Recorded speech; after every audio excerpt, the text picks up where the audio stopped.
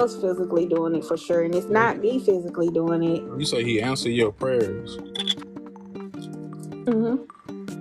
but the God say he don't hear the prayers of sinners. So that means he don't hear the prayers of anyone then, because everyone is a sinner. Exactly. So that's what I'm saying. What do you do with that scripture?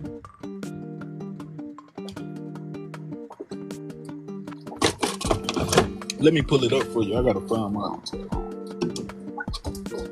See, that's what I'm saying, man. Like, people always talk about God hear my prayers and this and that. Like, I mean, you can't prove it. I mean, you can't physically prove it because it's spiritual. It's something spiritual. It's something that. How do you know that God doing it? Because I'm not physically doing it. I don't have the means to. If something is going on in my life and I know I don't have no control over it, and then something happens, I know it's not because of me. It's something has been put in place for something to happen, and it wasn't physically by me. Like, what do you?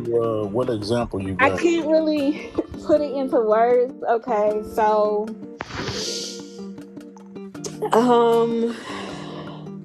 like,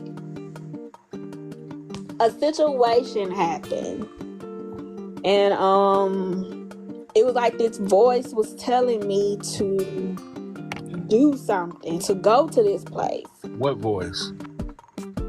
Well, I guess you call it intuition. I say voice. That's what, so first we gotta identify this voice. What does God sound like? Have you seen him? Have you know what he sound like to know that it's him? No, but it's like, you don't want to sound crazy by saying it's a voice in your head, but it's kind of like someone is speaking to you. It's like a spirit that's speaking to you. It's not a physical person, but it's words verbatim that is It's all coming from you, from inside of you. So it's your higher self.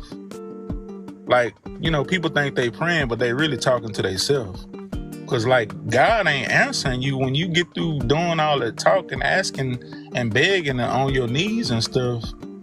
First of all, why you got to get on your knees and all? But, you know, that's another thing. Yeah, I mean, why do he need you to pray to him anyway if he already know before you ask? He know what you need. So why am I asking? It's like a game. I mean, it says cry unto him, so... But he say before you call out to him, he will answer you. Okay, so why am I calling out to you then? Why is that necessary? I guess it's too many of people that want to. I know you need something. I ain't gonna wait on you to ask me to supply your need. You know what I'm saying? Why do I have to wait on you to ask me that?